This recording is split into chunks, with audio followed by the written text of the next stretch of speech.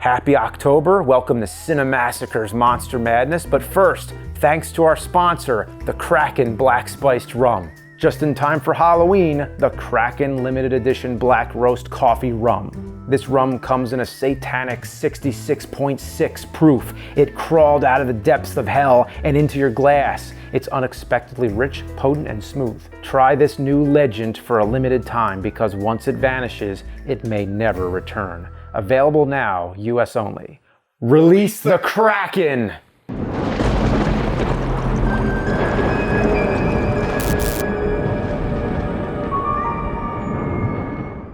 So you might have noticed I covered the Evil Dead franchise briefly during the first Monster Madness way back in 2007, and now we're going to revisit some of these topics. Not all, there's going to be a lot of new ones as well. So the only feasible way I saw to bring back Monster Madness this year was to do it unscripted, rental review style, and just lock ourselves in the dungeon with all these movies. Wait, we're locked in? Yeah. Oh. So you're still going to get James and Mike Mondays, rental reviews on Fridays, an Angry Nerd episode, and all the remaining days you'll get one of these type of videos. So it's a video every day in October, because that's how we do it. Sounds great. All right, so Evil Dead. Evil Dead is a franchise. Yeah, so we're briefly going to go over the trilogy as well as the TV series. Are we leaving out the remake? Oh, I forgot about that. I honestly forgot about it. Nobody wanted a remake. Nobody wanted it. A lot has happened with Evil Dead since you reviewed it. There's been a ton of comics, there's video games, the remake. I feel like the early 2000s, Evil Dead had this like revival. And it really just built up, and then eventually the TV show. But yeah, let's revisit Evil Dead. Evil Dead? What's so evil about being dead?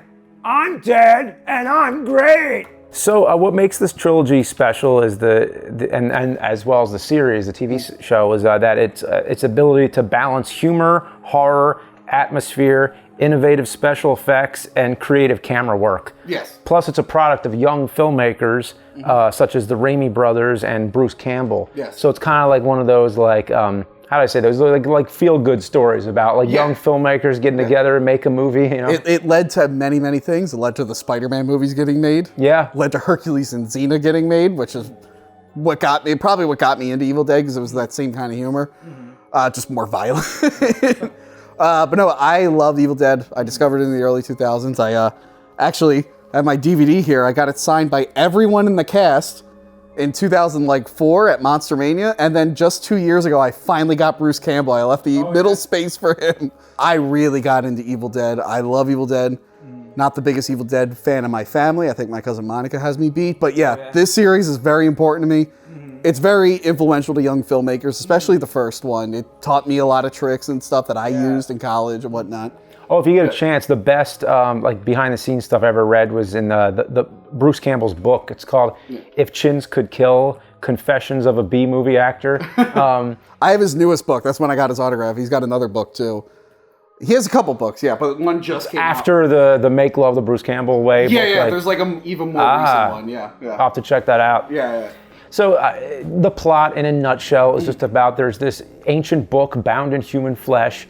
And inked in human blood. Yeah, inked in human blood. You read from it, and it summons all kinds of crazy demons and shit. Yeah. And the thing is with these movies is that it's not really it's not exactly zombies. It's not exactly like vampires. They look like zombies, but they're possessed demons. They're deadites. Deadites, yeah. It's its own thing. It's like, unlike Exorcist, it's not like tied to Catholicism or anything. It's like their own unique demons. One of them is just the camera chasing you, just an invisible demon. Yeah, the camera tricks in this movie is like they had, where they put the camera on a plank of wood and then two guys would run with it. Yeah. And this camera is always chasing him, and you never see what it is that's following him, which is... You never see, even in the TV show, you see it kicking up dust, but it still doesn't show you what the hell it is. And that's the way it's meant to be. It's better that way, oh, fuck it, it's an invisible demon monster that everyone seems to know where it is. I mean, there's so many creative things, like in the second movie when he's on the... he's like on that thing and it's flying with him and he's just kind of spinning around. Yeah. A lot of reverse photography in this series, especially the famous tree scene. They show like the branches going around the girl is all shot in reverse. I'm like, oh, that's actually real clever clever trick. The video game controllers in the Rob the Robot episode of Angry Video Game Nerd. Yeah, I mean, and then there's like the shot where the camera goes through the back window of the car and comes out the front and everything. And you see all those tricks come back in mostly Spider-Man 2. And it was cool to see. The Dr. Octopus scene is straight up Evil Dead. Yeah. It is straight up. And there's even a chainsaw, you know. Yeah. I didn't see that stupid Wizard of Oz movie, but I think in the trailer they show. It was pretty good. It was all right. It was? It was okay. But they showed like the witch scraping the wood, like Evil Dead 2, or Evil Dead when they scrape the wood with their nails. So he constantly references older stuff, which is nice. And they're all huge Three Stooges fans, so a lot of Three Stooges humor comes up in these movies. All their stuntmen are credited as fake shemps. It begins as mostly horror. It's pretty straight horror, and it gets more comedic. Yeah, people say the first one's comedic, but I think that's unintentional. It's just like a little bit. But it's like budget limitations. You know, like the acting, like they were all like new actors and stuff like that. Like Bruce Campbell, like his voice is cracking half the movie. Like Bruce Campbell's very young in this.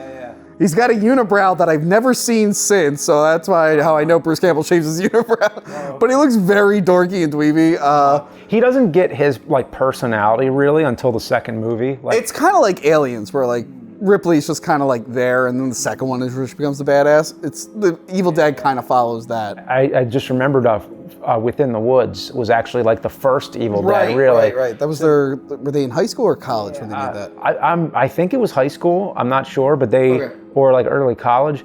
They made this film. I think it was on 8mm, and it was just called Within the Woods. And it's like, so the budget drastically increases with each installment. So it starts with this like home movie basically, and and personally, like, I mean, I still like the first Evil Dead, and I think the highlight is the end with all the stop motion. But but for the longest time, when I first saw Evil Dead, I rented it from the video store. When I was in high school, I think.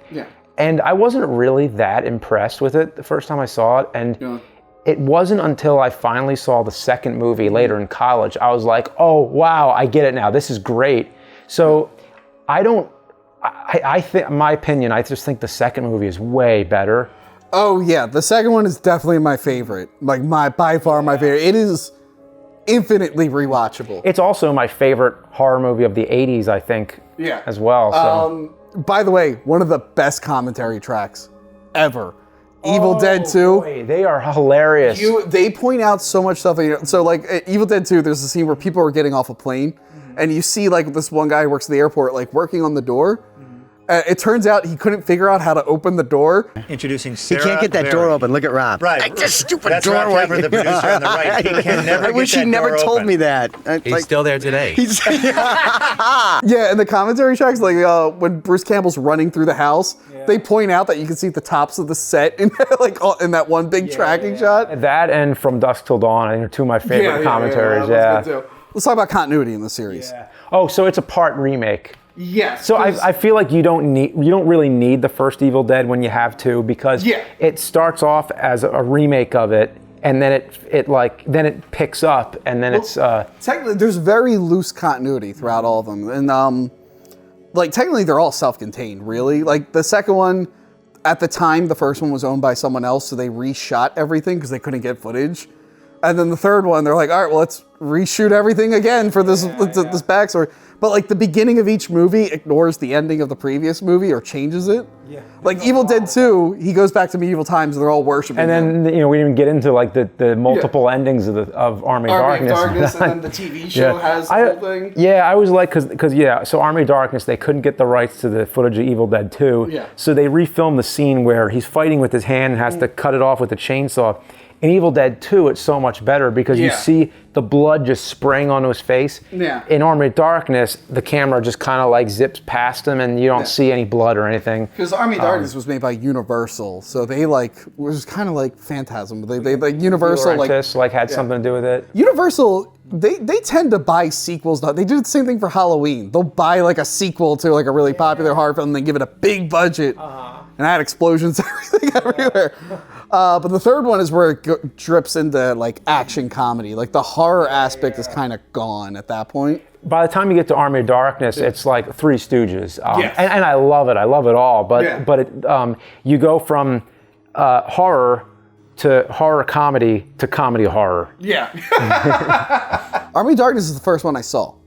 I remember growing up with comics, and I might even still have them. They had ads for Army of Darkness, and then I remember I watched it a couple years later on like cable. And I'm like, oh, this is like a real fun movie and stuff. I had no idea it was like the third in the series.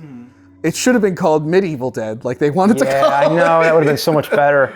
But then in high school, a friend introduced them to me, and my cousin Monica told me about them. I'm like, all right, I guess I gotta watch these. And I fell in love with them. Like, I bought the DVDs, I'm like, I need to watch these over and over and over again. Like, the cliffhanger at the end of 2, like, hooked me in immediately. I'm like, okay, I gotta see Army of Darkness now.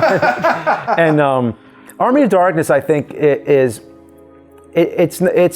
I still like the second one the best, but I think the character of Ash is fully formed by the third movie because he's like full on badass. Yeah, he's badass, but he's a dick, and he's also very inept, like forgetting the magic words and stuff like that, and like Klaatu Verada Nektu from Day the Earth Stood Still. He couldn't remember that. Yeah. Well, maybe I didn't say every single tiny syllable, but I said them, Like, he takes no responsibility for anything. Like, no. All these people are dying, and there's he's mostly responsible for, like, well, I guess Dr. Jacoby is the one responsible, or not Dr. Jacoby, Dr. Nobi. Dr. Jacoby is Twin Peaks. Dr. Nobi is the one responsible for bringing the demons out. The professor who leaves his tape recorder behind. But Ash is the one who's, like, always hitting play on the recorder. He's, like... He's fucking up the secret code, unleashing everything. He's a total fuck up. I know. And he's fucked up in more than like 2 time periods. Oh, he's fucked up in the comics too. He brings zombies to the Marvel universe, and an Army of Darkness Marvel zombies cross, and he ends up killing every Marvel character. So I think Army of Darkness, I think Sam Raimi was like using this to help produce, because he ended up doing the Hercules miniseries, which ended up becoming a TV show, and Xena. I think he used Army of Darkness as kind of like a testing ground, like, and then went to TV studios, like, look, we did this medieval thing, please give me a show. Which is it was a good testing ground. It worked. And it's one of the best skeleton battles. I mean, it's like... It's very Jason the Argonauts times like a million. It's 100% like inspired by Jason the Argonauts. Yeah. I'm like, let's take this and run with it. And it's just so ridiculous. It doesn't care like how ridiculous it is. I love Ash fighting all the little Ashes, and then evil Ash shows up. Yeah. Who gets even eviler and scarier looking, and Bruce Campbell plays both parts. Yeah. And then there's the commentary track on this one's great too. Yeah. And there's something they pointed out that I never noticed was that they're so intense with all these new techniques that they did something that I've never seen done, an audio rack focus. Where when he has a flaming arrow, and it, a rack focuses from the arrow to like the skeleton army or whatever, and when it happens, you hear the sizzling of the flame, but then it fades to like the battle, like and it's like cool. An audio rack focus. I can't. I mean, I'm sure it must have been done somewhere else, but I can't think of another time. I think the commentary also points out that Ted Raimi is like 4 people in that movie. Oh yeah, and in the second one too, he's like Henrietta. A bunch of. Yeah. And in the first one, he's one of the fake Shemps. Like, they couldn't get the actor for one of the reshoots, so he's like the actor's legs for a second. Oh, in the second one, there's a part where there's a slit in the back of the suit. And when he turns around, it's like just his bare ass or his boxers or whatever. Yeah. Oh, and then the behind the scenes of these are so great too. Like going back to the second one again, they show him getting out of Ted Raimi getting out of the suit. And all the sweat. Yeah. It's like cups of sweat just dripping out. Gross. Yeah. Bruce Campbell's physical acting is some of the best in all these movies. And like, jumping back to the second one more time, like the scene where he's fighting with his hand. I mean, we mentioned already they had to reverse shots. Yeah. So he had to master the art of acting backwards. And also when you see the behind the scenes footage and you see him like doing that flip, and when you, because in the movie it's like sped up, but when you see the real thing, like from the B-roll like video cameras, you see him do it, and you're like, oh wow, he really did all that stuff. And in Army of Darkness, one of my favorite parts is when he pours the hot water down his throat because he swallows the little mini ashes, and the only way he could kill me, he has to just take one, he's like, look, I'm going to pour this hot water down my throat. I don't give a fuck. And then he does it. And like the way he acts it, I really believe it's like hot water, because he's just like laughing, but at the same time just wincing in pain. It's such a horrible thought to. Can we talk about the little rivalry they had with Wes Craven?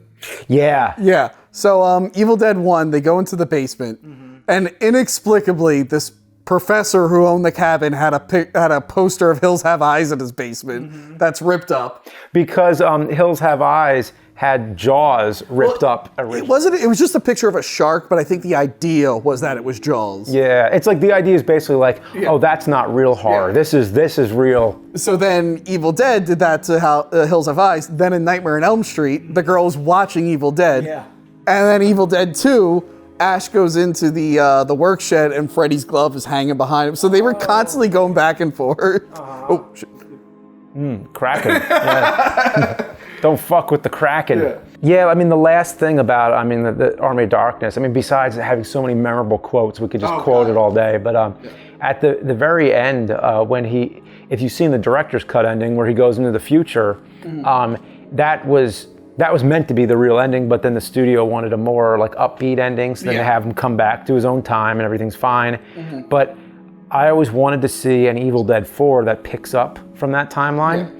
But eventually, all this time later, we got the show, which I was so happy they did, because when they did the remake, usually it's like, okay, once you do a remake, they're not going to go back again and do the original. Even though Bruce Campbell does have a cameo at the very end, that doesn't make any sense. Which I never saw because it was after the credits. I heard about that though, but it's just, you know. Yeah, it's like, what's the point, the really? The remake was fine. You can see it's like, kind of what the original wanted to be.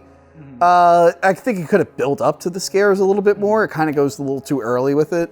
Like, it opens with like that exorcism and the girl lighting on fire. I mean, Evil Dead is Ash Williams. I mean, it's like, it's not Evil Dead without Ash, without him and his one-liners, and you know, it's really, it revolves around him, his personality. So, and I guess one of the things that kept the franchise going was the fans, because like even before the remake, like I said, there were tons of comics.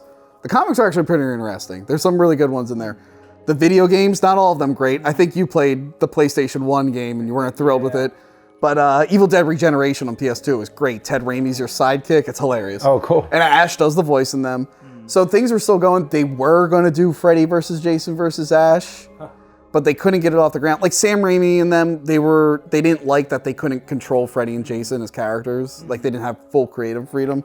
So it went away. Then we get the remake. Like you said, you thought that was it from then on. Yeah. The remake did super well. I'm surprised they didn't do a sequel. And then just out of nowhere, one day they're like, hey, we're making a TV show. Yeah. And the show is great. Yeah, I love how it was complete like fan service. Where in the beginning of the show, Bruce Campbell like says, so this is because we've gotten so much request for this, and we've heard your requests, and we're answering. He basically says it in the really funny Bruce Campbell way, where he's like, now you could all quit your bitching, or whatever he says. Like, I forget what he says exactly, but it was funny. I mean, it wasn't the Evil Dead 4 I wanted. Like, I wanted to see every movie in a different time period, where it's like, okay, now it's in the future. But hey, I'll take it. You know, I was really glad they did it.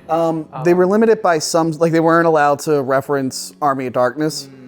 But to be fair, they work in ideas from Army of Darkness. Like I think season 1, there's like an evil Ash, not the evil Ash. They eventually do time travel. And I think there was another reference in there. But like they definitely revisited ideas from Army of Darkness without saying it happened. But one of my favorite things, because we were talking about continuity, the show kind of makes fun of its continuity. Like it shows flashbacks to Evil Dead 1 and 2 that contradict each other. And I think I was telling you, in season 3, Ash is walking through his high school and he goes, I met my first Linda over there, his girlfriend. So it's like, oh wait, did he really date multiple Lindas and keep going back to the cat? The gore was really impressive in this. Because it was a Star show, so they were allowed to like go nuts. It was like on premium cable. I mean, he fights an asshole. All right, what was grosser for you? The morgue fight scene in season 2 or the sperm bank fight scene in season 3? The sperm bank thing had me like, I almost threw up. I was like, blah, blah. Yeah, I don't know. I mean, I remember, I mean, the one that sticks out is the asshole one. Like, it's been a long time since I've watched it now, because I was watching it like weekly as it was airing, and it's been a long time now. So, but that's what stuck out. Yeah, the cast of characters is great. Famously, I had a crush on Dana DiLorenzo, and she retweeted me, and then I printed out the tweet and got her to sign it. We all need Dana DiLorenzo on our desk. Oh, Yeah. I forgot it got real sweet at the end. It's very, very important. I'm blushing. Yeah, because this was a series, they needed more time, so it was like, okay, let's bring in some supporting characters, and they were a lot of fun. So I like how they like point out how ridiculous Ash is. Yeah, because he's saying like stuff that doesn't fly today. He's being like accidentally raised, and they like point him out. They're like, "Hey, man, relax." Yeah. It was just kind of like one of those things where it's like. It was just an unexpected gift. It was like, oh, cool. I thought that we were never going to see that. And then bittersweet ending. Yeah, the show ended. Spoiler alert. It did get canceled, unfortunately. But hey, we got 3 seasons out of it. That's good. And fitting in with the series, it ends on a cliffhanger, which most of the movies do. So I feel like that's kind of an appropriate ending. Yeah, and even though the cliffhanger from Army of Darkness, which never got followed up, was not the true ending because the studio changed it. Yeah. But this ending of Ash vs. Evil Dead reminded me of that ending in Army of Darkness, where it had that weird open-ended where, like, okay, really, how would you follow that up? Like, it's just it's like, there's Mad Max now. Yeah. So even though, I've known some people say like, oh, well, it ends on it's a shame that they didn't get to follow up. It's like, you know what? This is the best way it could have ever ended. I was fine with it. Yeah, I was fine with it. I think they knew that they probably weren't getting a season 4. So it does kind of have like a little bit of a conclusion before that. He makes peace with his daughter, he's like says bye to his friends and stuff. So I thought it wrapped up nicely. And like the ambiguous ending, I think that just works for the series. What was your favorite demon in all of the franchises? Like the scariest one? The scariest one. I think it was probably that like weird. It was the mom in the cellar in Evil Dead 2. Probably it turns into like the bird thing. And, I swallow your soul. I swallow your soul. Swallow this. I really liked season 1, that pale demon with the gum, like the gums exposed. Yeah, remember, because like his gums stood still, but the rest of his body was vibrating. That was a pretty creepy one. That scared the shit out. I'm like, that like is uncomfortable to look at. Yeah. I'm more of a movie guy than a TV series guy, but I'm like, hey, you know what? I'm getting a whole lot more than what I would have gotten with one movie. So, hey, I'll take it. Yeah. It was great. So I'm glad. So thank you, Bruce and Sam and everybody. You know. And just so you know, not all these videos are going to go as long as this one because we had 3 movies plus a series. So, yeah. All right.